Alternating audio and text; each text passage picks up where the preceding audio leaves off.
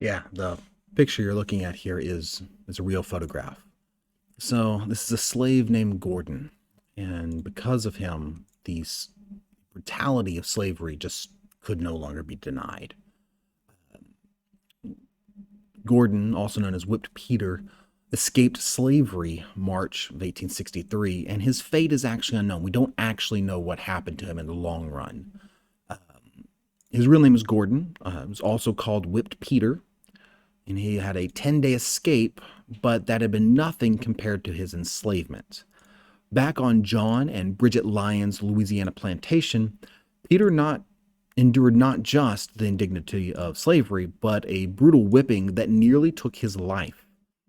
And when he joined the Union Army after his escape from slavery, Peter exposed his scars during a medical examination. Raised welts and strafe marks crisscrossed his back. The marks extended from his buttocks to his shoulder, calling to mind how badly he had been beaten.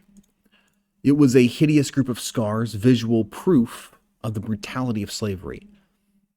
So this actually happens in the Civil War, but we're reading about it now because this is what was happening, hush hush, before the war was actually started.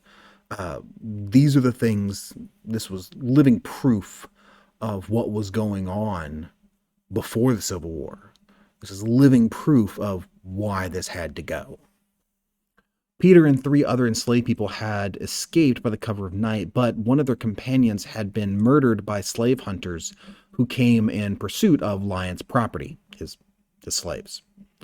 They had rubbed onions on their bodies to escape the bloodhounds the slave catchers used to pursue them.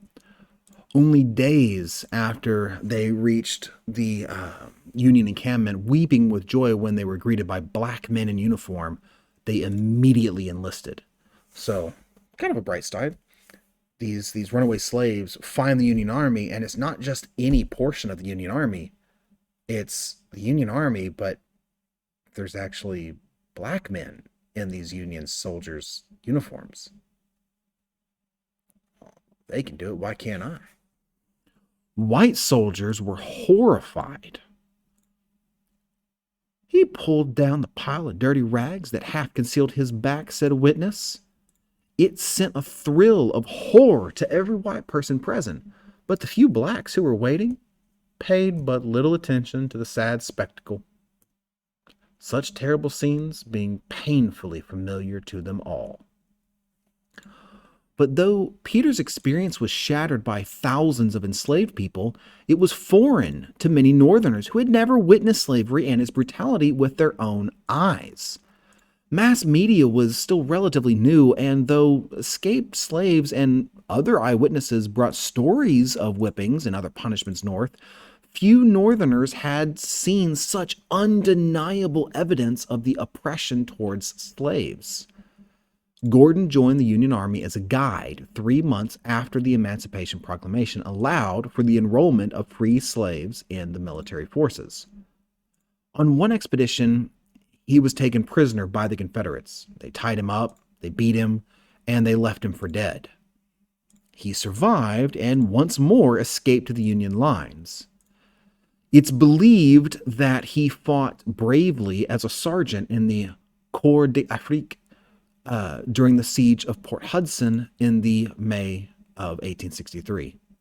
It was the first time that an African American soldiers played an actual leading role in the assault, or in a assault. Uh, so, I hope you're learning. I hope you're having fun.